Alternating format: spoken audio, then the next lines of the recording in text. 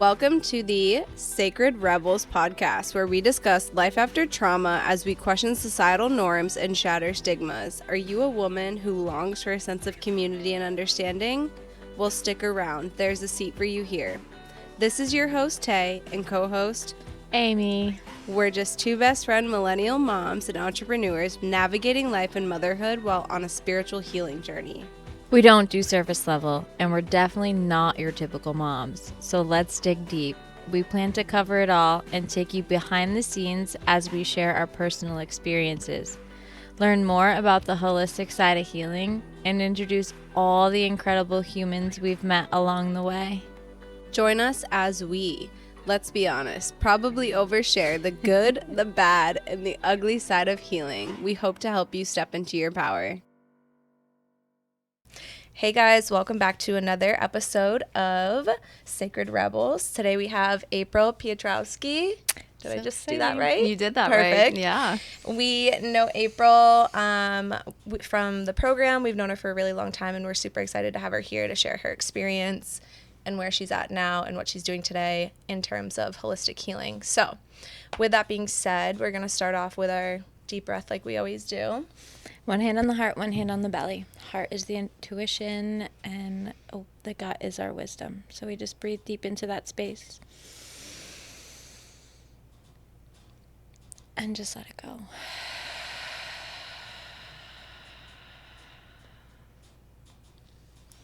And then April's going to pull our card from our Sacred Rebels deck.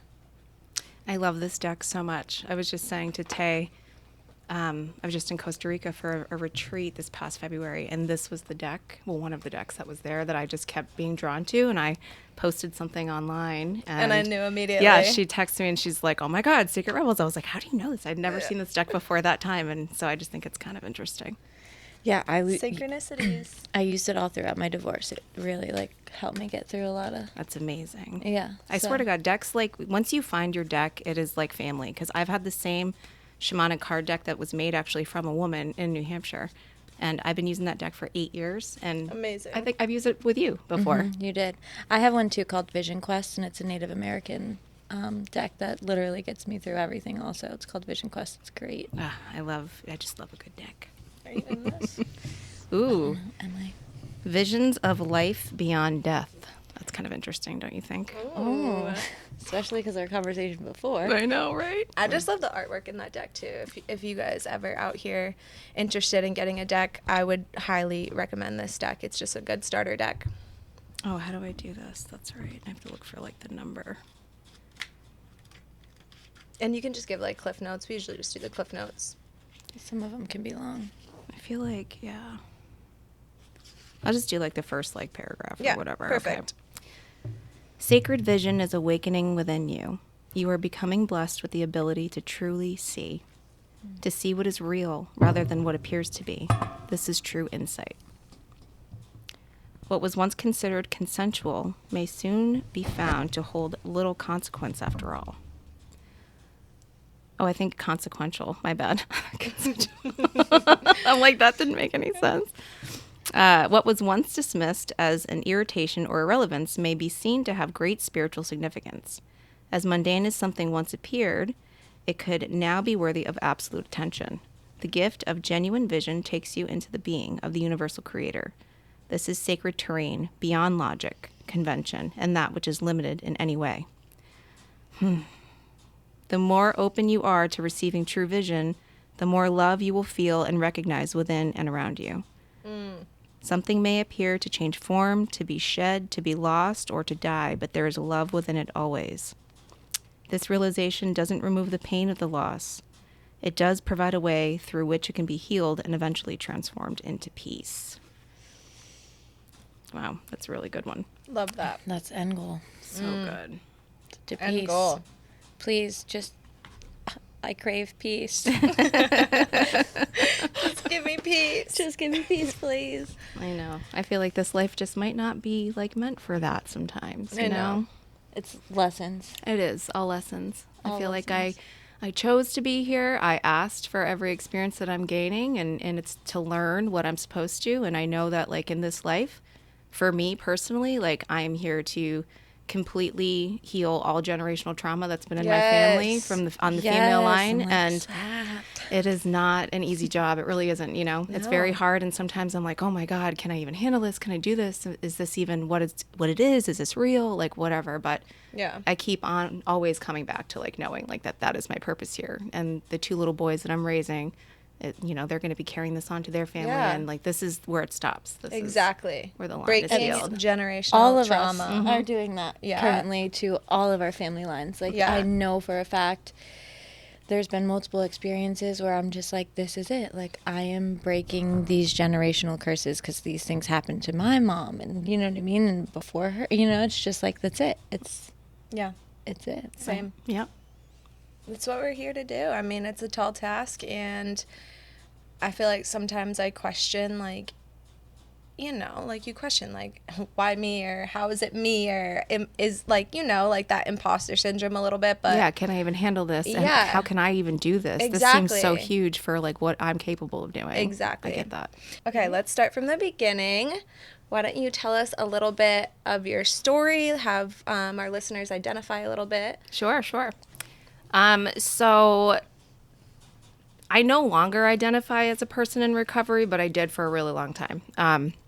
So I had like drug addiction issues in my family and alcohol abuse addiction issues in my family since, for generations, honestly. Like my grandparents, like it's in my parents, it's kind of gone through everything, and also with me. So I started like drinking and using drugs at a really young age. Both of my parents got divorced when I was 12 years old, and it like kind of like exploded my life. And drugs and alcohol and my friend group was like what brought me peace. You know what I mean? It kind of was the only thing that felt like I was always there for me. You know what I mean? As soon as I needed that feeling of feeling okay, like I knew that I could go get that. So in the beginning, I didn't really realize that it was like an addiction. I thought it was just having fun, but it eventually took over my life, as many people who have this issue feel the same way. And, just years and years of abusing myself and doing awful things and, losing friends and family and, hurting people. And, I don't really need to say like the whole thing, but like we all know what happens when you're, addicted to opiates and alcohol. You know what I mean? So, know too well.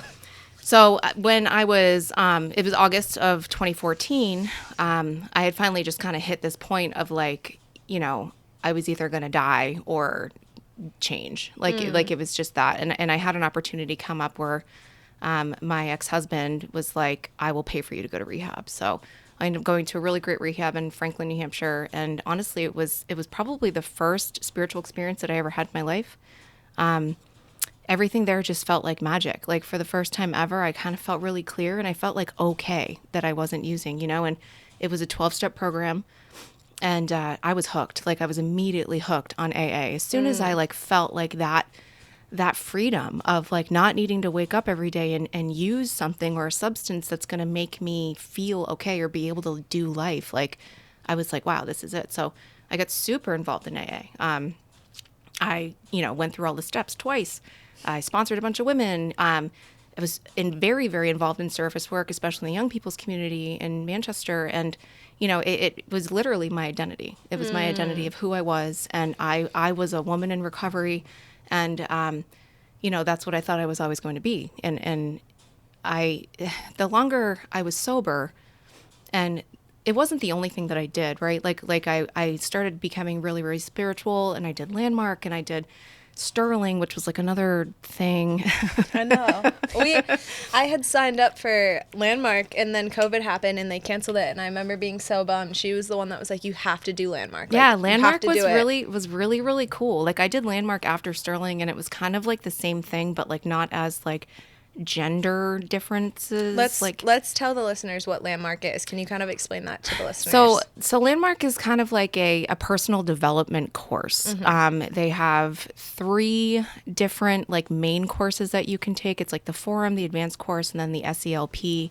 And then they have a bunch of different courses otherwise. Like I would say like the main teachings of it is kind of like teaching you about what your brain tells you and how it's actually not true and where it comes from, the stories like that's, and it gives you like a really cool perspective on how to do that. And like, you're in a room, like before COVID, you're in a room with a bunch of people that you don't know for a whole weekend and for many, many hours a day. And you're having like all of these really big epiphanies, and there's like all these like little activities that you have to do. And it's really scary shit because you have to like call people and say people you haven't spoken to in like a decade. I remember watching the YouTube videos and being like, okay, fuck, I'm doing this alone. Like, no, I'm not doing this alone. Seriously. It was terrifying, but like I had like an amazing experience there. And I also did with Sterling too. Like Sterling was a little weird, culty-ish, but like I met beautiful people there and also had some really important experiences through that as well. Awesome. And when I got sober, like I made a promise to myself, because before that, I could only do things that were like exciting or scary to me if I was high or if I was drunk, right? Yep. So relatable. But also like a lot of times I would hold back like from doing things that I really wanted to do because maybe I didn't feel good enough to have them, or I was too afraid that I was going to look stupid while doing them. So I was, you know what I mean? And I made that promise to myself when I got sober. I was like, I'm never ever going to let fear stop me from like taking a risk of me being vulnerable again. And I didn't. Yeah. And I really like jumped like fucking deep into a lot of things. You know what I mean? Some deep work. I really did. Yeah. So anyways, I had a lot of really great experiences through sobriety and stuff. And then about 5 years in, that's when like a lot of my personal life started to change. Like I was starting to go through my divorce, and you know, that was a really huge experience for me that I wasn't expecting to be as hard as it was. And I was starting to feel depression for like the first time like ever in sobriety, like some real severe depression. And they don't really tell you that, like when you get sober, like how the mood can swing like so big. You know what I mean? The highs and the low lows. Yes. Like high highs, low lows. So like when this happened, I kind of thought it was just one of those, but it wasn't. And it definitely started to last like a little bit longer, right? And I started to feel for the first time that I was like, I want to kill myself. Like I feel like I really want to die. And it scared the shit out of me because I was thinking about it, and I was thinking about how I was going to do it, and I was thinking about how my kids were going to be afterwards and what I was going to set up to make sure they were okay. Wow. Like all of these thoughts. I didn't know this. Yeah, it was crazy. I did not know like what to do. So I did the first thing that, you know, I was told to do. Go to your doctor and tell your doctor what's going on, right? So I go to my doctor, and she immediately puts me on an antidepressant, and I take it. And I was like what's that even? How do you even say that word? Vehemently. I was very against. I'm very against. Don't ask me. I'm definitely not the word buff. Yeah, I don't know. I was very against any kind of medication at this point, like in recovery. I literally like had a hard time taking ibuprofen because I just really didn't want to like do that, right? Yep. And so I was like, I'm going to take it immediately because I just need to not feel this way. And after about a month, I go back to her and I was like, I don't feel anything. Like I don't feel high or low, but I'm just like this. And she goes, this is called baseline. That's how you're supposed to feel. And I was like, oh, well, I don't want to feel that way. Yeah. So I started looking into like natural ways. First, I tried to get off of it and I couldn't because I was having withdrawal symptoms, and I was like, oh shit, you know, and like, so now I'm addicted to something again. And that's the crazy part about antidepressants is that they'll just give them to you and they don't tell you that you're going to have these side effects. You're going to have these withdrawal symptoms. Like nothing. She told me nothing of that. And who wants to just be baseline? Who wants to just... Well, baseline felt like numb. That's what it felt like. But it felt like numb in a way of like I couldn't even have an emotional reaction, like a joyous cry or even like an anger outburst. Like I couldn't have any of that. And it felt so unnatural and not human, you know? So when I started to get off of it and I couldn't, I was like, fuck this. Like I need to look at natural ways of healing depression. Yep. And I ended up coming across psilocybin and microdosing. And that's kind of how my journey started on this path that I'm currently on now. Yep.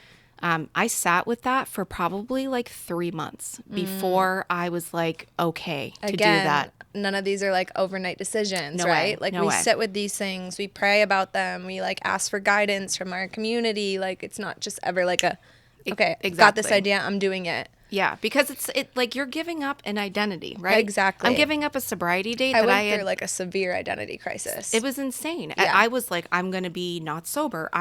Because as soon as you know, what we're told and what I honestly believed and told other people too. Like, exactly. It's not like I was just told this and I wasn't like a part of the problem. Like, I definitely said the same things to other people. Yep. But I believed that, like, if I did this, that I would be giving up, like, this entire part of myself. Yeah, your everything. My everything. Everything that saved my life, My right? complete identity. It was like for 9 years, I built myself up, spoke at these conferences, same thing, like said these things that I believed wholeheartedly. I believed wholeheartedly that I was born sick and that I was forever going to be sick. And I almost started every time I shared with that, being like, I am a sick person. And that just started to not feel good at all. And then it was like, okay, so I have this identity of a sick person, and then I'm going to make this decision that I've been fear-based, saying that if I make this decision, my whole life is going to crumble because I can't trust myself. Yeah, in these that was decisions. another thing too, like not trusting myself. And I knew that the medication that was given to me, legally prescribed by my doctor, was not the right thing. Like, I knew in my gut, I'm like, this isn't right for me. This is not good, and this is not something that I want to continue doing. And I also knew, when I read about the psilocybin and the microdosing, I knew that that was right. And finally, I was like, you know what? This is my life, and I am a grown-ass woman, and I have been doing a lot of work on myself, and I can fucking trust myself. So one night, it was like randomly one night, I literally had I ended up getting hooked up with a psychologist, actually, who knew a lot about this, and ended up hooking me up with another person that was able to get this for me, because it's not legal in the state of New Hampshire, which, you know, is crazy, but unfortunate. Whatever, you know. But so anyways, I ended up acquiring microdosing capsules, and sat with it, and then just one night I just took it, and I was like, okay. And it was just like a slight little like warm feeling. It was nothing crazy. And I just continued to like do this protocol. There's a couple different protocols that are online, like Paul Stamets is one of them. That was the one. Yeah, when I was asking you all about it. Yeah. And this was in like 2019. You know what I mean? Like, this was like a long time ago that this happened. And I don't know if I was the first person around here, but I didn't know anybody else doing it. I felt like I was like really on an island. You were definitely my go-to person. Yeah, I felt like I was on an island. Yeah. You were my go-to person. That's for sure. So, yeah, and I feel like I've helped a lot of people. I've talked to a lot of people. Yeah. In AA, out of AA, whatever, about this, because it was profound. Like, I did the protocol, and I felt good. I was able to get off my medication without having like extreme withdrawals or getting hurt. Like, it was just like really, really good. And I knew that like that was the path for me. So after that, I was interested in having like a little bit more of a deeper experience, and I would try a macro dose. And I want to preface this by saying, like, I don't do this stuff and like go to a concert. I don't do this stuff and like go out to a bar or whatever. Like, it's sacred. It is. And when I do this, any time that I have done this ever since like this time around, because of course, like when I was younger, I used psychedelics, but it was just, it was like to party, you know what I mean? Friends. Without intention, you know, and I had no idea what I was doing.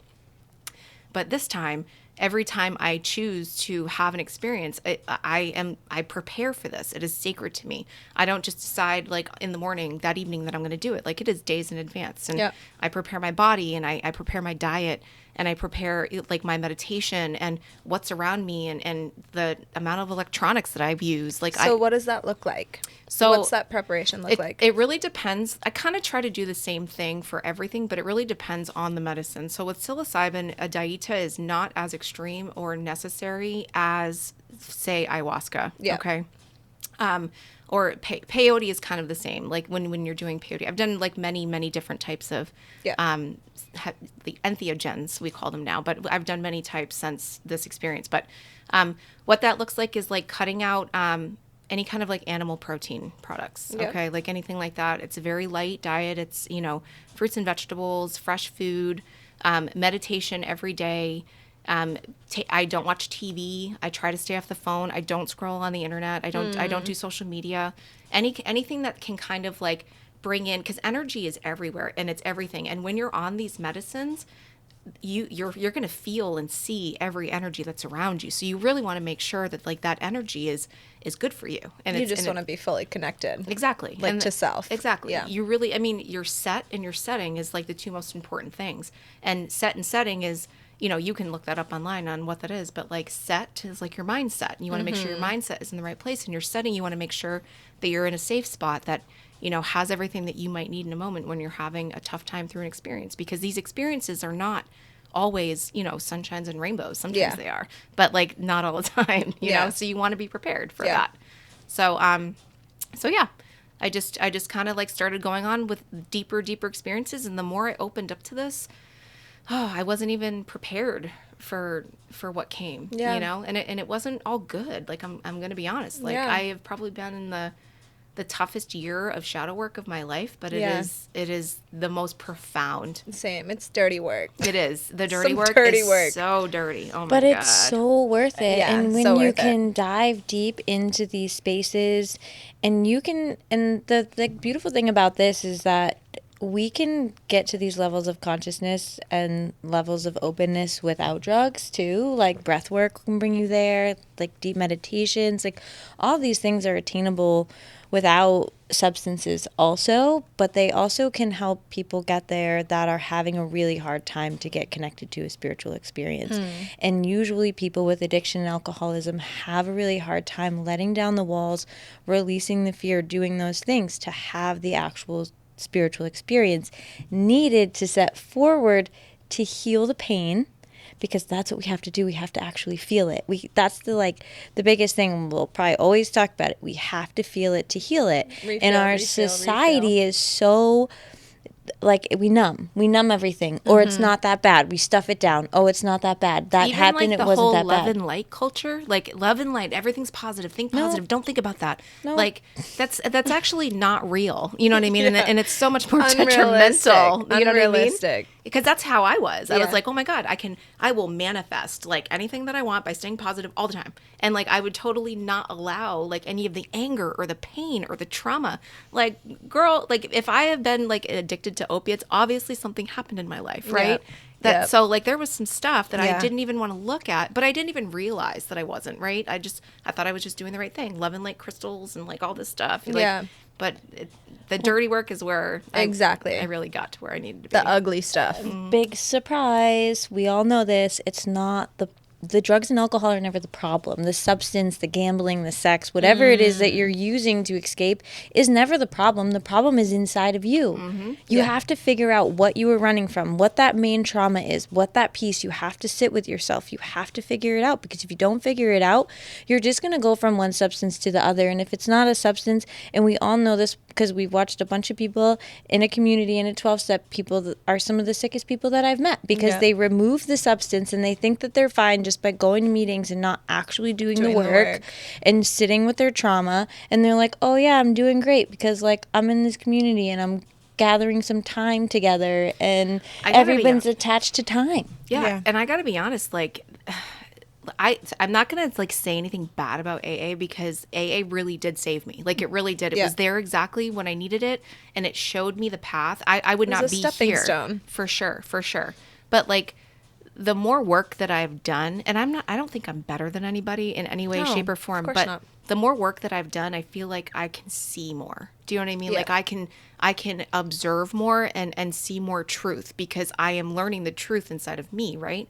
And I have met some of the sickest people in my life in AA, and it sucks because like the program is so beautiful and it has a lot of like really amazing things about it, but the people can sometimes spin that in like a really, because a lot of the people, like you said, like are not doing that work. You know what I mean? Yes. Because the 12 steps are amazing, but they're not very deep.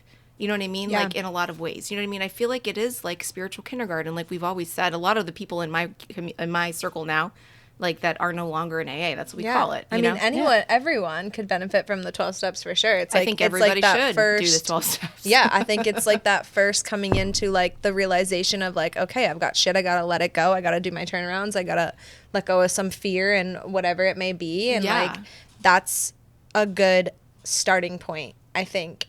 So I think that's like what I think we have that advantage, I would say. Yeah, like, for sure. Quote unquote advantage in a way. For sure.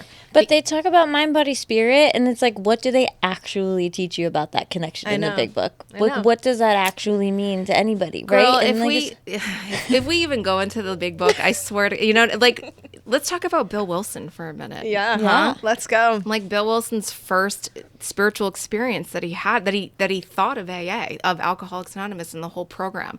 He was on the belladonna treatment. Yep. It's an extremely powerful psychedelic that they no longer use because it's actually really dangerous. And there is so much proof of Bill Wilson at 20 years sober. There's like letters that he's written. There's a whole bunch of teachings and writings. A lot of what he wrote to the grapevine after this period in his life. 20 years sober, he was going through depression, didn't want to drink, but wanted to die. You know what I mean? So like, what do I do? And then he happened to come across LSD and had his first LSD experience and worked with LSD after that. And I don't know. I know for me personally, like when I became open about using psychedelics in my spiritual practice and in my holistic healthcare, because holistic to me means like whole, like mind, body, spirit, right? Yep. Like, and there was parts of my spirit that I could not access. And yes, breath work, yoga, there's all these different things that like you absolutely can do to reach these places that you don't need medicine to do, but not everybody is that disciplined, and not everybody is like in a space in their life where they feel like.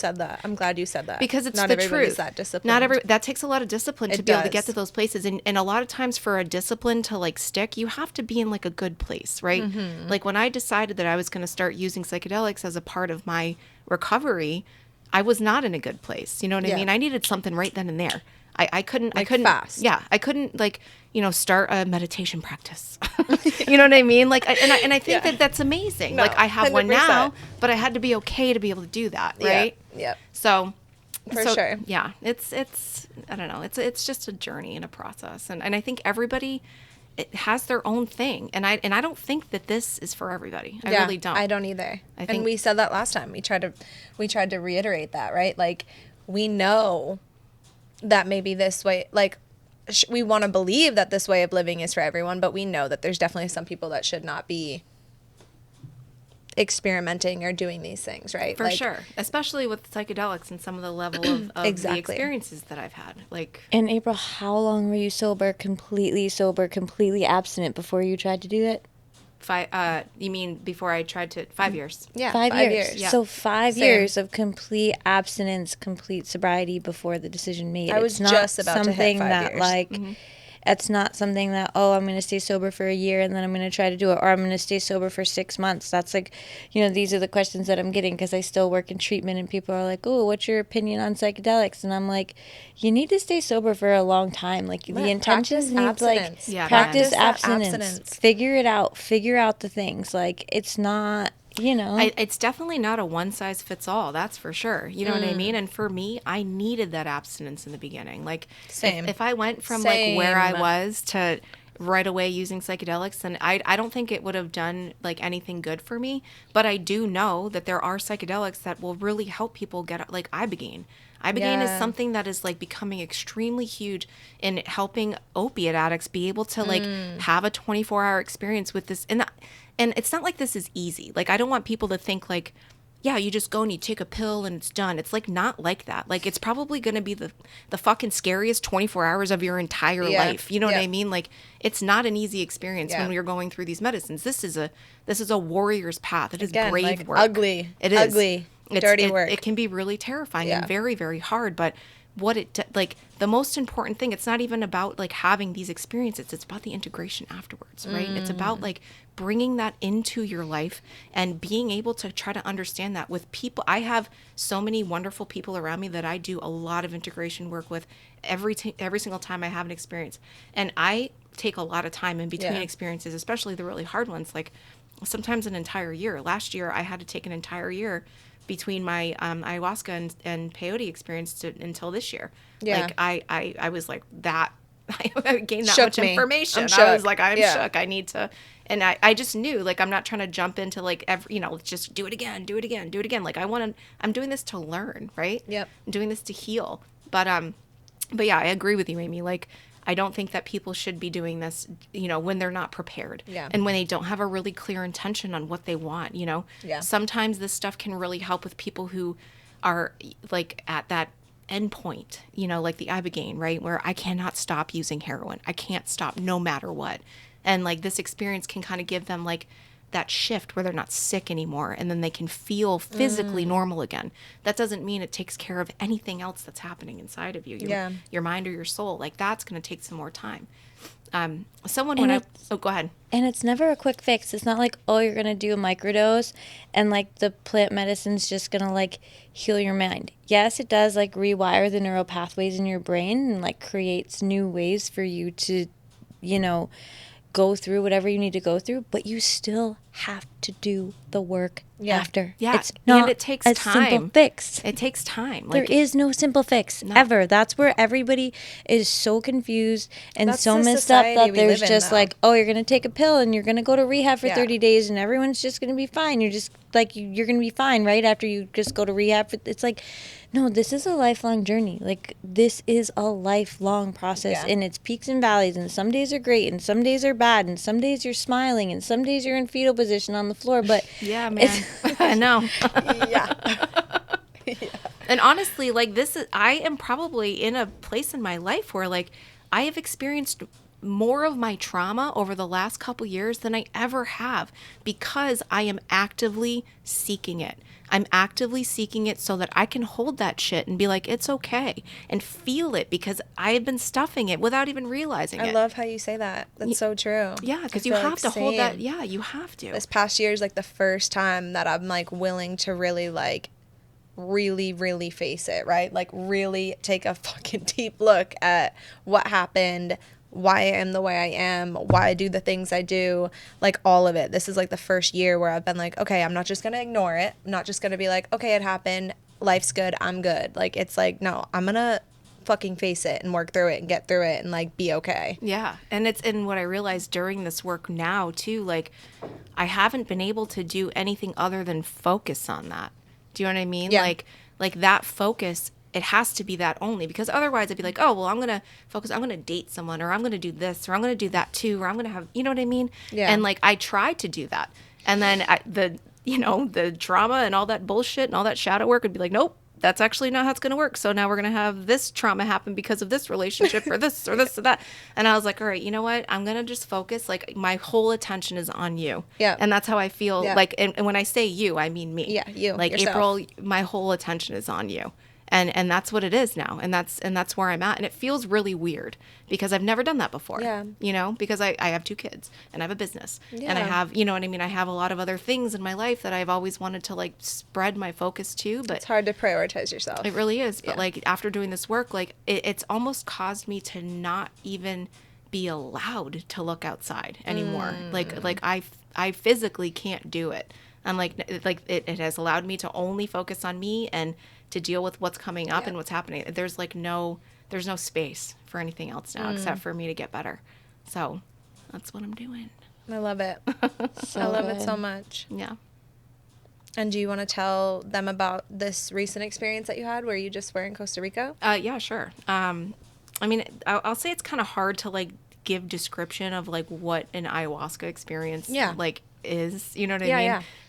Just like the retreat as a whole. Like, yeah. What So you do, what it's like So not just the plant medicine. yeah, so this particular retreat that I go to is amazing. It's unbelievable, like the care that they take and the reverence that they have for this medicine, because it isn't just about the medicine, right? It's the preparation Exactly. beforehand, right? So I do a dieta for at least 3 weeks before I even leave for Costa Rica. And then once we arrive on the property, they start with a dieta for us, and everything is grown there. All right, they have a greenhouse with all of their vegetables that they have, and we get there, we start with a dieta. Everything is extremely planned out and very intentional. Like everything about the whole farm is very intentional. Yeah. This couple, Brian and Jody, the farm is called Farm of Life, is what it's called. It's Finca de Vida, and it's in the Diamante Valley in Costa Rica. It's amazing, and Brian and Jody bought this place. They're a married couple, and they really believe in holistic healing and healing through food. And they're both vegans. They do raw vegan retreats. There's many retreats at this particular location that isn't just plant medicine, but they do 2 plant medicine retreats a year. So anyways, so you arrive and everything is like laid out for you. All your meals are cooked. You're in like beautiful places to stay. Like the rooms are so amazing and so comfortable, and everything has an intention leading up to it. We do like sound and light rides, which are just something that Brian does, like energy work that like starts to open us up. We do yoga every day. We do meditation. We do something called Forgiveness Technologies, which is like about this book called Radical Forgiveness, which I highly recommend that everybody read this book. It's incredible. Well, check note that. Yeah, Colin Tippin, I believe, is the author. It's unreal. It's such a good book. And then we do a cacao ceremony like day before ayahuasca, and then the day of ayahuasca. And as you go, like your diet changes. You have less salt. You know what I mean? Like, and then the day of ayahuasca, you eat very little and you stop eating around 2:00, and you kind of want to stop drinking any water, even a few hours before 2. You know what I mean? Because grandmother really likes to be inside of you by herself. With anything else in there, she gets very jealous. And she really does. She is a lady who likes her own, you know what I mean? So you'll get sick. Yeah. Is basically what I'm saying. My mom said she puked for like hours. And that's amazing. Like to be able to have that purge, it's painful in the moment. But like once you realize, and there's so many different purges, it doesn't have to, because like I felt the first time I did it, and when I didn't throw up, I tried so hard to throw up. I felt like I was like not getting Get something. the full experience. Yeah. And then I realized like that there's so many different ways of purging, like yawning and shivering and shaking. There's mental purges that happen where thoughts just flood your mind. I'm like sure tears. Honestly, like sometimes the other end, you know what I mean? Like that happens too. And they call that the emotional purge. And then they call vomiting like a psychological purge. Okay. So, but there's all different kinds of ways that I didn't know that. Yeah. So there's all different kinds of ways that your body can expel this kind of energy, this purge, right? So yeah, my experience this time was extremely powerful, like unbelievably powerful. It was extremely clear as well. She kind of like, she wasn't very gentle to me to show me like all of, because I'm on this healing journey, right? And I'm going through all of these experiences with like trying to, go through my trauma and trying to live a life that really is meaningful to me, right? And beneficial to society as a whole. It's not just about me. It's not why I'm here. But she showed me all the things that I'm doing that is not allowing that to be, right? So like repeatedly over and over again. That's scary. It was very scary. So like experiences, like activities, people, like it showed me, and she was very, very clear about all of it. So that was very challenging, but it was like really beautiful. And towards the end of it, like after every time that I do these or have these experiences, like I sometimes I'm confused. Like I don't want to be like, yeah, I know everything. And I bet some of it's like super confusing. Some of it's really confusing, but never once do I feel like I'm not one with everything. Yep. Never once have I felt like I am not loved. Yeah. Or held. You know what I mean? Even if it's hard, like ayahuasca is such a beautiful teacher because even though she's hard sometimes and she gives you these lessons, she never, ever, ever lets you feel like you're not loved and like she's not there for you. I love that. I'm going to get emotional just talking about it because she is such an amazing mother, like really. And like you feel that she has an actual energy. It's not just like a drug. It doesn't feel like that. You can feel an entity when you do this. It's, oh my God, it's unbelievable. You know what I mean? Incredible. And it's like, I've kind of feel like I've gone through my whole life like feeling a little bit different around the outside because I knew that there was something on the other side, right?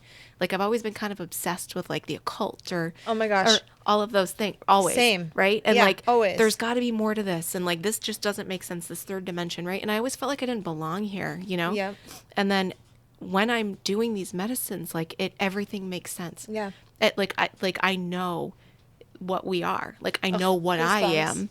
I know what I'm here to do type of thing. You know what I mean? And I feel completely and totally just one. Yeah. You know? And it's hard to describe, I feel like. Right? It is. Like, that's the sense I'm getting. It's like there's no words. No, like, there's no words. There's for no it. words in the human language to actually describe what you feel, what you see, like what you experience. There isn't. And I mean, I could sit here and be like, oh yeah, I saw this, and like me saying that to you is not even going to touch on what it actually was, right? Yeah. So it's kind of like a waste. But like the learning and the teaching and like the feeling of like that wholeness and it's not hard the whole time. Like sometimes like the energy can be like extremely sexual. Sometimes it can be like, I had this one time when I took my second cup and it started to kick in where it was so playful, like a child, and I sat there and I'm like playing with my toes and pulling on my toes and just like, you know what I mean? And like, because this beautiful music is happening too, and like you absolutely need that music during ayahuasca because it really like helps dissipate all the energy. There's so much energy coming from around the circle. And I feel like music is so vital. It is so vital. It is so, and the silence between the songs is also just as important too. Like, I don't know. For anybody who's never done it, like it, and you are thinking of doing it, like I would never be like, you should do ayahuasca. Like I never ever recommend it to people. I'm like, if you feel called to do it, you will get the call and your path will like open, because that's what happened with me. Yeah, like it's something that see. shouldn't be forced. Yeah. I've never done ayahuasca either personally. I've just lived through April's experiences. I'm always like, as soon as she gets back, I go and sit with her. But I'm the same way. I don't do anything that, it's not a force. I'm not forcing anything. I know that I'm daily doing the work that I need to do in this path and on this plane that I can with breath work and yoga and meditation and all of those things that when I'm ready to meet grandmother, she will be very, very clear to me and when I need to go. And I do know that April will lead the ceremony for me for sure, because we have just a very beautiful path. And, you know, for April and I, it's one of the most beautiful friendships that I have, because we kind of go, you know, we go like this, like we like connect and we've like done the same sort of work, like landmark and all the things, and then we like separate and like go and like do the work, and then we like Come back. we come back together, and it's like we never skipped a beat. It's like, been 9 years of this, like Yeah. 9 years of that. And Of it's so that. Back funny. and Our forth. journey always is so similar. Like obviously different things happen, but it's always the same energy and always the same lessons or experiences. And it blows me away every single time. It reminds me of the synchronicity and the magic of like what we actually are. Yeah. It's and really the divine connection, because, and it's like, it's never been like this weird energy where like we don't talk for 6 months and it's like, oh God, you're a horrible friend because you didn't check in on me. Like I can't with that stuff. Like I don't have time. Yeah, life's life. A life is Life life. is We life. all have life, and like if you feel that way, like it's your own job to like figure out why you need somebody to like check in on you, like and think that, oh, they're not your friend because they didn't check in on you in a month. Like, I just don't have people like that in my life because I can't. Because honestly, like Same. I own a business. I work all the time. Summers, I'm completely Incredible photographer, you guys. Yeah, Just she's plug that the right best. in. Yeah, She's my Black wedding Mill photographer. Photography. Yeah. Thank you she's very taken much. so many pictures of my babies, of me, of the studio, My wedding. Your wedding, yeah. All my pregnancies. Mm-hmm. Yeah. She'll probably do a shoot for us. Yeah, podcast. Yeah, Sacred Rebels. I love my job. I love being a photographer. I would have loved to do that for you guys, of course. Yeah. But yeah, I can't do that. Like, and I don't have people in my life that are like that either, because I just it doesn't align. So it automatically just kind of dissipates. And I feel takes like, care of right, like itself. that just feels like so like superficial level, like surface level. Like I need like some, like I saw a TikTok the other day and I was like dying laughing. It's like, tell me some fucking trauma or get the fuck out of my way because I don't have time for it. Like I don't have time for it. Be real. Tell me Yeah. really what's going on. Like I'm not gonna be like, how's the weather? How are you? Like, you know what I mean? It's like, what the fuck is going on? Yeah, exactly. Tell me the what's real really stuff. going on. Any of the superficial I can't really deal with. Maybe for like a short period. And I'm like, okay, now let's get to the real stuff. Let's get to the meat like, of what's happening. I want the nitty gritty. Like I want to hear some shit. Like the darker the better. Like so serious. We're here for the shadow work. Yeah. We are here for the shadow work. Darker the better. Yeah, it's so important. But yeah, and friendships like that, like, you know, the more, like, it's like not worth it, right? Like the expectations of people have like reached this like crazy level that we need to be like, especially women, like we need to like be this like all and everything. It's like, no. Sometimes I completely forget about people for 6 months because I'm so fucking consumed with my goddamn self that I can't do anything else but that. Yeah. And like to have people in my life to be like, oh, so haven't talked to you in 6 months, but like it doesn't even matter because we're doing the work and we're like whole and good living and yeah. Or just having the friends that like, this is so us, right? Like just being in each other's space, but not having to entertain each other. Like I can just be with you and not worry about like, do you need something? Are you good? You know what I mean? Oh yeah, like just, constant chatter entertainment. Just like you guys holding can just each hang out other's and space. just do your own thing. Yeah, and like not have to worry about holding a conversation or like again, superficial shit where I'm just like, so how's it? Like, you know what I mean? Like, just holding space for each other. That's like all I need sometimes. I just need like human connection without having words. Yeah. You know? Just share space. Yeah. Share space. Just and space. peace. Or whenever I just call April and I'm like, can you please, that was the last time I came to her house. I sat at her counter. She gave me a cacao ceremony and I just fucking cried. Yeah, perfect. I hadn't seen her in months and she just like held space and pulled cards for me and just was like there. And then I don't think we've talked since then. I don't think, no, maybe a couple times, but like super brief stuff like, hey, podcast, you're coming, like like that kind of thing. You know what I mean? Yeah. So yeah, no, and I'm totally good with that. I feel like just in this day and age now with like so much changing energetically, like obviously a lot of people are waking up right now, right? We're in the age of Aquarius. I love me my astrology. So like I believe in all of that stuff. It's a very, very powerful blueprint for not only human beings, but society as a whole. You know what I mean? So like the age of Aquarius is coming. Everybody's kind of waking up and we're getting to this like new, it's almost like an anarchy, like crashing the old system because it doesn't make sense anymore and it doesn't work for us and it's so many question marks. Exactly. So and many people are asking marks. so many things and people are just becoming a lot more defiant, which I think is amazing because you really need to defy like what no longer serves you and how are you going to like be able to be free from oppression if you don't fight the oppression, right? So I think that it's just like amazing and I'm so blessed and grateful to be alive during this time, like that this is the time that I chose for my incarnation. I'm like, wow, okay, you know, and here you and you, and here we are sitting here all in the same path, all with the same purpose. Like I really truly believe that. Yeah. And there's so many of us. And the purpose is to love and heal, not just ourselves, but to share, you know. I have this studio, like my goal is to just like give people a place to come and heal safely and just being vulnerable and everybody just like talking and sharing their stories. Like this is what we need to do so that there are so many people, the outreach from our last podcast, the amount of women that have reached out to us being like, oh my God, I don't feel alone anymore. It was so amazing to relate to you on these levels because I've been so scared to talk about leaving AA, the shame, the things like Girl, what I experienced when I left, like I was basically like alienated. Very much it's so. Bullshit. You know? It's bullshit. And it's like, that sucks because like, not only am I alienated because I didn't follow this specific path. First of all, psychedelics are not alcohol. But anyways, I didn't follow this specific path. And then you leave people out in the cold to die. Like this is someone's entire community, right? It's like, it's really sad and it sucks. It's everything they go against. Yes. Like they preach one thing and then boom, you're just like out in the cold, like we don't have time for you anymore. You're sick. You're a drug addict. You're going to relapse. Like, or it's like, I'm going to catch it. Because I know that I felt like that. Like if someone like relapsed around me, I wasn't hanging out with them because I'm going to catch it. You know what I mean? Like it's a bug. Stay the fuck away from me. And so I get it, right? I get that mindset and that belief and stuff.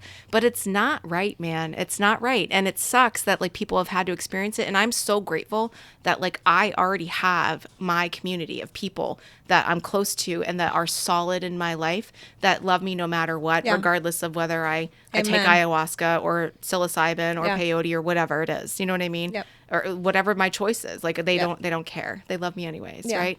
And a lot of times they're very supportive. And those are your people. Exactly. And that's it. And all the rest weren't. So. And sometimes people have legitimate fears. And I talked about this last time, but it's like, I'll share a little bit. A couple months ago, there was something posted about me on the internet that I was like on a spiral and that I was like a drug addict again and like all these things. And it was public on a very public Facebook, thing where like a lot of people in AA saw it. It was an article. I was 9, like I spent 9 years in the program. I gave my life to this program. Yeah. I helped hundreds of people. Like that was all I did. I was at meetings. I was speaking at events. Like that was all I did. Do you know how many people reached out to me? 3. I know I was one of them. 3 people, well, other than my friends. Yeah. Like just like the random, like, couple people that I sponsored. And then there was this other person that like 3 people. Wow. Like, are you kidding me? Like something that I literally, like that's where I'm just like, okay, so, but I know everybody was talking about it. Yeah. That's the interesting thing. It's like, because when you're in AA, I really think like the tenets of AA are super, super beautiful. Like to call somebody if they're not around, but like it doesn't really happen. Yeah, so, just not having people reach out or like we were just saying, it's about the tenets of AA. Like, the people ruin it, right? Like, just like anything else. It's the human experience. Like, it's not, we're not talking about there's just a lot of, shitty people, but there's a lot of shitty people everywhere, right? But there's just like, it's brainwashing a little bit, right? Like, they tell you these things, and it was also written in 1936, 1950s, like patriarchy, like Christianity, like fear-based, like, that's just what it was. Yeah. We have changed. We have evolved. We have learned so much more about ancient healings, things that have been around for thousands and thousands of years, and community and connection. And if you can learn those things and you can still continue to bring them into your daily life, you don't have to stick to doing a thing that doesn't align with you anymore. Yeah, exactly. Exactly.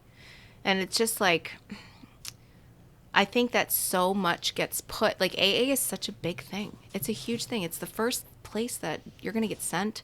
If you leave jail, if you leave rehab, if you whatever, go to an AA meeting, or your friends like know that you're having a problem. That's the first thing that everybody tells you. You know what I mean?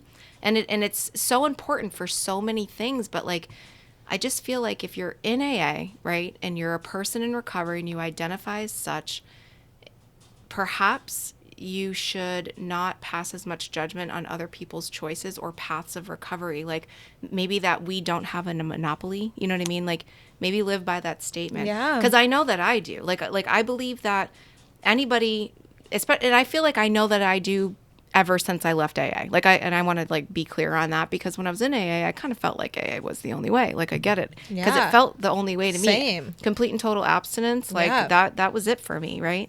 I didn't believe in marijuana maintenance. I didn't believe in any of that stuff. And like now, I didn't even believe in like Matt. Like, I didn't even believe in Suboxone at first. Like, I was like dead set against girl, Suboxone I wouldn't at first. sponsor women Yeah, if they like, were I on wouldn't. Suboxone. I was like, you're Like, I'd not be like, sober. no. Like, I literally can't sponsor you. Yeah. And like the sponsor thing. Oh my God. Come on. I know. You know what I mean? I Like, know. just that whole thing of like having someone to tell you what you can and can't do in your life is just crazy to me.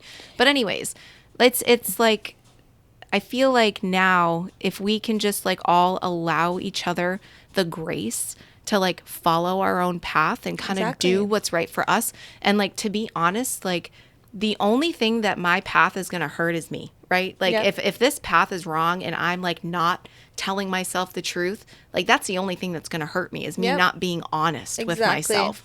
And that's what all of this is about. And this is actually like what my journey, what my shadow work journey is all about, is uncovering that truth, you know what I mean, inside of myself. And I feel like that's like the most free I've felt in like a really long time. Just like the announcement of this, like the start of this, just like being like, yep, here we are. Like, we left AA and like we do this and that occasionally. Like, it's the most free I've felt, because I feel like I'm finally able to be myself and I'm living my truth. Yeah, exactly. Like, where like I felt like so alienated at first and felt like I couldn't talk about it or I couldn't share about it, because I was just like, oh my God, like, and just like the worry of like hurting people and disappointing people and the rumor, just like all of it, right? Like, it's just like it's like such a taboo subject again. And the identity crisis. The identity crisis is the biggest thing, for sure. It really is. Because like all of these people have been your people, right, for so long. And like, and not only that, like, so me as like a business owner, you know what I mean? Like, when it first happened to me, I was like, oh my God, like, a lot of my clients are from AA, and am I going to lose business? Am I going to lose business? Or am I going to be judged for this? And it's like, I don't know. I had to really just get honest with myself about, am I a good person? Am I doing the things in my life that are good for me, right? Am I being honest completely and totally with myself and with others to the best of my ability? And like, all of these things are yes. So it's like, what I choose to do doesn't affect. I'm actually a better photographer now. Do you know what I mean? I feel like I really am. Yeah. And it's all just because like I'm just not afraid to do things that are like different. Yeah. Or I'm not afraid to like just, I don't know, freaking go for it. Like and whatever that might mean for me, or whatever that might mean for anybody else, just like go for it. Yeah, agreed. So I know we appreciate having you here so much, and I know you pleasure. just got back from another vacation, and I'm just like, oh my God, I love you for coming. But we just want the listeners, like one takeaway, like one important takeaway that you would want us to go and sit on and think about? Honestly, like for me, the biggest thing that I always follow or has helped me the most is like really honing that little voice inside, that intuition, right? That gut feeling, and listening to yourself, learning to trust yourself. Yep. That is the biggest thing that I believe in my journey, in my path, that has been the most impactful, is like following what I know is actually true. Yeah. And what I know is actually right. You know what I mean? And I don't always listen to it. Like, honestly, sometimes I want to do something different, but then I pay the price, you know? Yep. And the more I can listen to that inner voice, and the more it's not like it happens overnight. It's a practice. So I would say practice. Yeah. Practice listening to that inner voice, because it's really important. It'll tell you everything you need to know, and it'll guide you anywhere you need to be.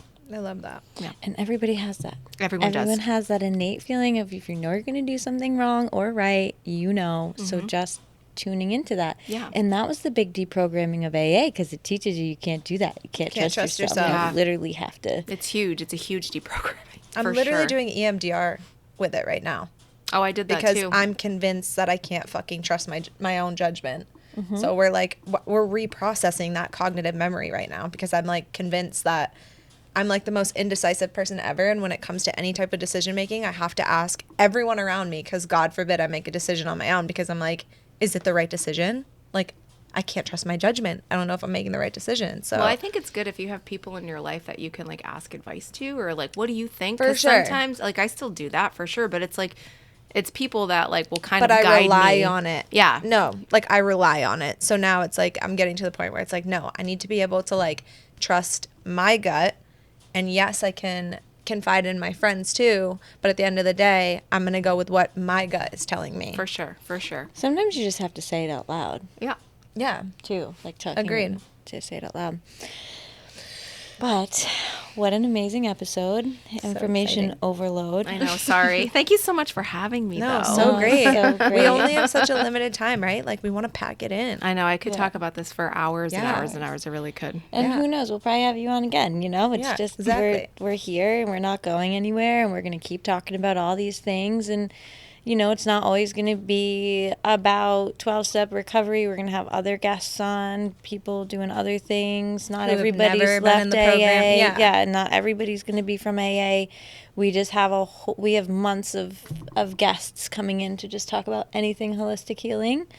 And we're just so grateful. We cannot believe that 500 people listened to our first podcast. It was so good. I was like really impressed. I was really impressed. Yeah, We were so nervous too. We were like up in here like we're going to make it. It's so vulnerable, but here we are, because that's Yeah. just what it's about. And like, if you want to be on, reach out to us. We're yeah, if here. you have a message to share and you want others to hear it, like we want you here. Our women's circle, if you're in the Manchester area, it's filling up. It is on the 24th of this month. We're super excited about that. 7 p.m. Here at the studio. donation based. So come, everyone's welcome. Well, women only, Yeah. obviously. We'll end the same way we began. One hand on the heart, one hand on the belly. The heart is the intuition, the belly, the gut, the wisdom, what April and we just talk about tuning into. We take a big breath in through the nose.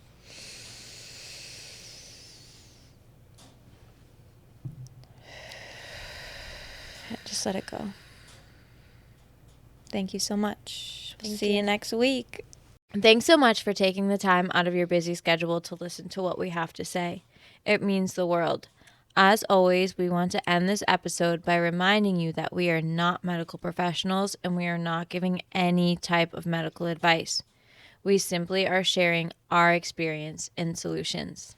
We are here with the intentions of reminding you that you are never alone and that everyone's healing journey is unique to the individual. Stay well, Sacred Rebels. See you next time.